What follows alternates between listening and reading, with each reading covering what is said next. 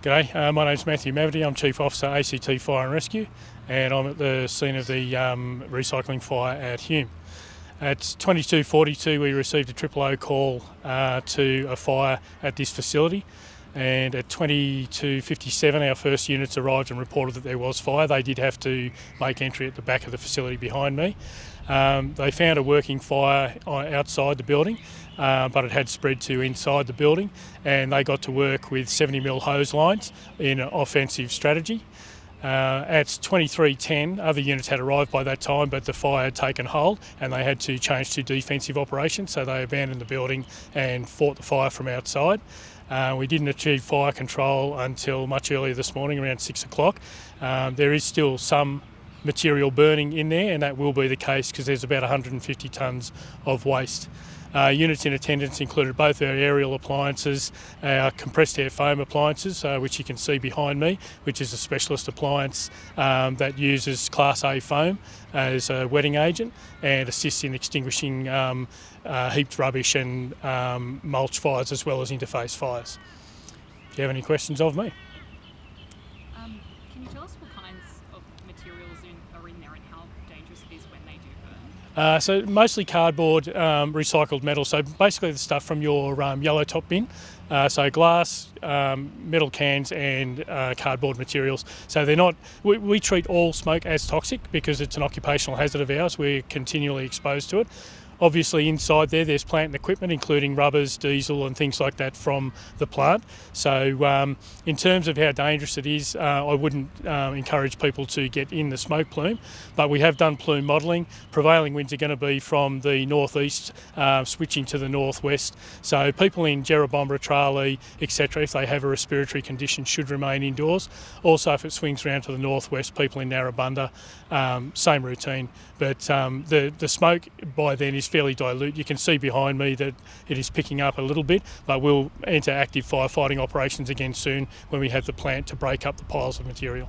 Is there petroleum-based plastics in there and how dangerous is that? Yeah, all plastics have some petroleum basis, but at the moment they're not a hazard to us insofar as fire goes, but they will continue to off-gas, which is why our people use respiratory protection in the form of breathing apparatus or other masks depending on the hazard. Can you explain why firefighters will be around for the next few days and what they'll be doing, procedures of recovery? Sure. Look, these fires take a lot of effort to put out. The fire penetrates into the pile, so we've got about 150 tonne of material. We have to break that open and get firefighting medium, mostly water at this point in time, in there to wet it down. So we'll be using loaders to remove the material out into clear air. We will thoroughly wet it. We'll then move it out and spread it out to make sure it doesn't reignite, and just from stored latent heat.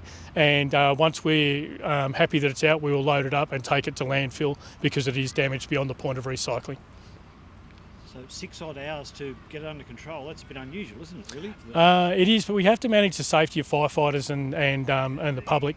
So not getting in amongst it is the safest thing we can do because of the toxins and also because of any structural hazards. You'll see that the building is significantly damaged and there's significant plant in there. So we don't want any of that falling on firefighters, and we certainly don't want to expose people to conditions that we don't have to. Basically, life, property and environment are our priorities in that order, and our lives count too.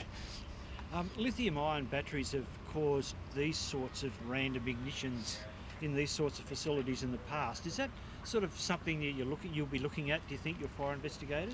Oh, absolutely. We haven't ruled anything out at the moment, and there's any number of causes that could have contributed to this conflagration. Look, any battery storage, doesn't matter what the chemistry is, has potential energy stored in it, chemical energy, and that can be released if damaged. So I don't think we need to stampede towards a particular cause, and we're also informed by the operators who have great situational and industry knowledge that vaping products from vaping also have latent heat in them. So we're not ruling anything out, and an investigation will get as close as we can to the cause and origin. I'm guessing the investigation will will only commence once you've managed to really drag everything out and bring everything under control? Yeah, well, it starts as soon as we get here by making observations about what we see, where the fire is, where it's spreading to, etc., etc. So we're always looking for cause and origin. However, the in-depth investigation will be conducted by ourselves and the AFP, and we'll be looking for the specific cause and origin. We do have some CCTV footage, and we think that will assist us because one of the 000 calls was from one of the staff of the plant who observed it on CCTV camera. And it started, if I'm correct, at the southernmost end of the building, is that right? Or? Yeah, so furthest point from me, basically, directly behind me on the other side of the building. And is there any structural damage to the building that you can see? Yeah, if you go around the other side, it's quite significantly heat impacted, and we'll be getting structural engineers to check before we commit people in there because, as I said, lots of heavy plant. The other thing I would point out is that operations had ceased more than 20 minutes before the 000 call arrived, so it is highly unlikely that it was related to any plant on scene.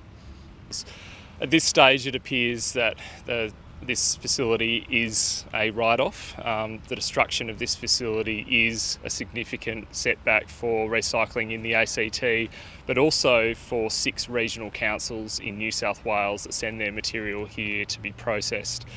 The ACT government is still encouraging ACT residents to continue to recycle using their yellow bin. We'll be temporarily storing that material at Mugger Resource Management Centre so that while we put in place alternative arrangements to process and transport that material. We do think that in the medium term we will need to transport that material to another materials recovery facility in a metropolitan area. There are a number in Sydney, including those operated by the MRF operator here in the ACT, Regroup. We'll be working closely with Regroup on what options are available to take this material over the coming days and weeks. But it is a significant setback for recycling in the ACT over the next couple of years. We, in August, announced with the Commonwealth Government that we would build a new materials recovery facility, a modern facility that would be built adjacent to the existing site.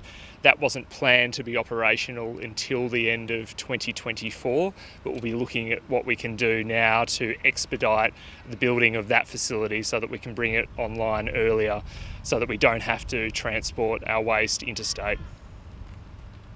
Happy to take any questions. So it could be, you're saying that the waste recyclables could be transported for months back up to Sydney, out of Canberra at great expense to the ratepayers and Our current recycling material already has to be transported interstate, particularly for remanufacturing, but we undertake a large amount of processing through our materials recovery facility operated by Regroup at the moment before it then goes on to be transported elsewhere.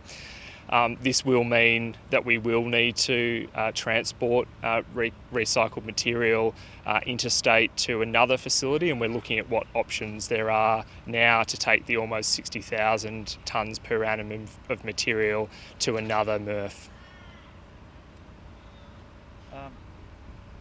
So the options here, I guess, for the government, given if there's structural damage, you'll be looking to basically scrap this facility and start again? It appears at this point in time that this facility will not be operational and that it has largely been destroyed, and that also includes the Recycling Discovery Hub, which was a place where visitors came to learn important messages about recycling.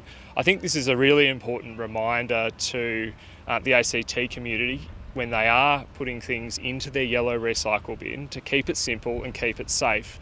Unfortunately, we do see too many dangerous objects being put into the recycling stream that simply shouldn't be there. Things like vapes, things like batteries, and even gas cylinders that can cause a hazard and a risk of fire.